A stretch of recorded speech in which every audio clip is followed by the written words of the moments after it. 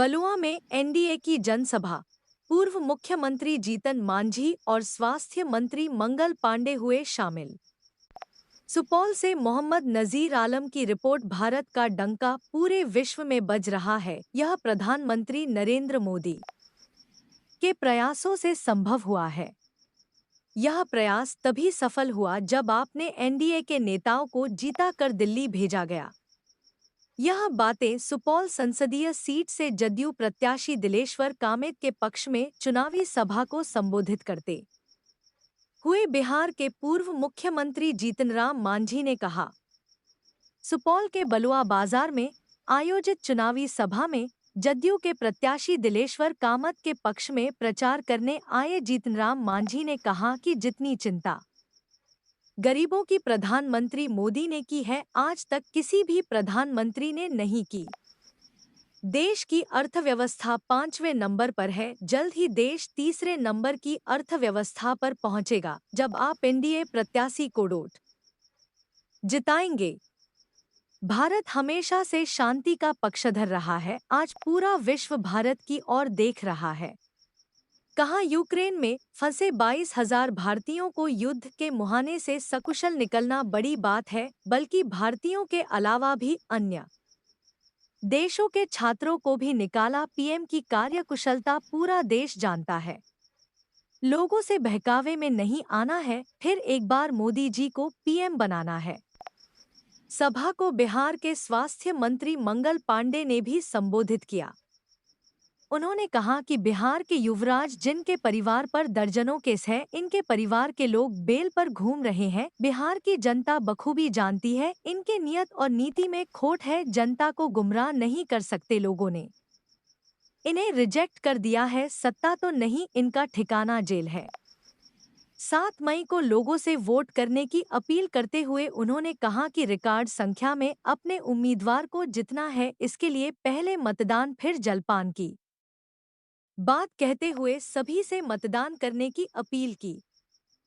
सभा को मंत्री नीरज कुमार बबलू, जदयू प्रदेश अध्यक्ष उमेश कुशवाहा सहित अन्य लोगों ने की। सभा की अध्यक्षता सुशील कर्ण ने व मंच संचालन प्रभात मिश्रा ने की। जीतन मांझी पूर्व उप मुख्यमंत्री, मंगल पांडे स्वास्थ्य मंत्री का माला ही नहीं, ये नरेंद्र भाई मोदी जी के गले में माला पहनाया जाता है। बहुत बहुत धन्यवाद। दिलेश्वर कामत जिंदाबाद, जिंदाबाद, जिंदाबाद। जीतन मांझी जिंदाबाद, जिंदाबाद, जिंदाबाद। जीतन मांझी जिंदाबाद, जिंदाबाद, जिंदाबाद। मंगल पांडे जिंदाबाद, जिंदाबाद, जिंदाबाद। उमेश कुशवाहा जिंदाबाद, जिंदाबाद, जिंदाबाद। नीरज कुमार बबलू जिंदाबाद, दिलेश्वर कामत जिंदाबाद, जिंदाबाद, जिंदाबाद।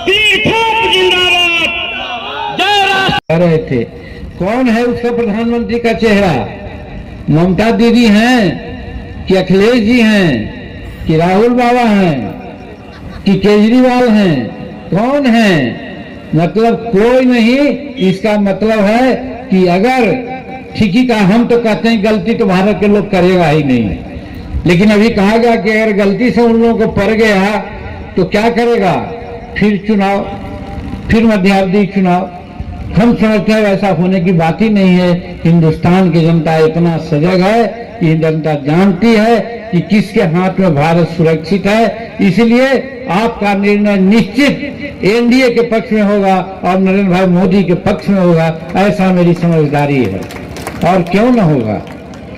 अभी बड़ी सी बात बोल रहे थे, समय विकास नहीं हुआ, नरेंद्र मोदी जी के समय विकास नहीं हुआ। उन लोगों को मैं कहना चाहता हूं कि जरा 2005 के पहले के बिहार को देख लो, और जो गांव के लोग हैं उनसे भी कहना चाहते हैं। यहां भी बहुत उम्र दराज बहुत लोग बैठे हुए, मैं आपसे भी कहना चाहता हूं, जरा याद कीजिए बलुआ तो पहले से संपन्न रहा, लेकिन ये संपूर्ण सुपौल लोकसभा क्षेत्र, सुपौल जो ये सीमांचल का क्षेत्र था, ये कोसी का क्षेत्र था, इस संपूर्ण सुपौल को याद कीजिए तो गांव में 2005 के पहले कितने पक्के घर रहते थे और आज कितना पक्का घर है, जरा याद कीजिए। 2005 के पहले कितने गांवों में सड़क भी होती थी। मैं ईंट की सोलिंग की भी सड़क की बात कर रहा हूं, आज तो पक्के सड़क है।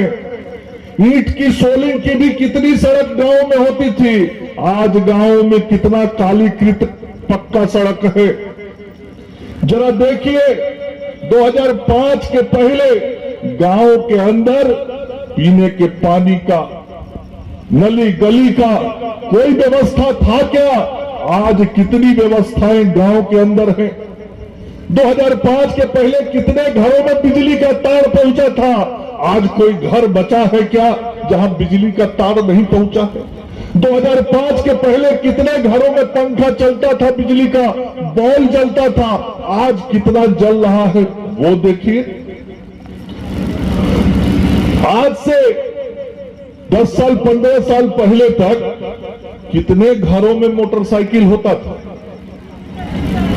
कितने घरों में मोटरसाइकिल होता था, और आज शायद ही कोई घर होगा जिस घर में मोटरसाइकिल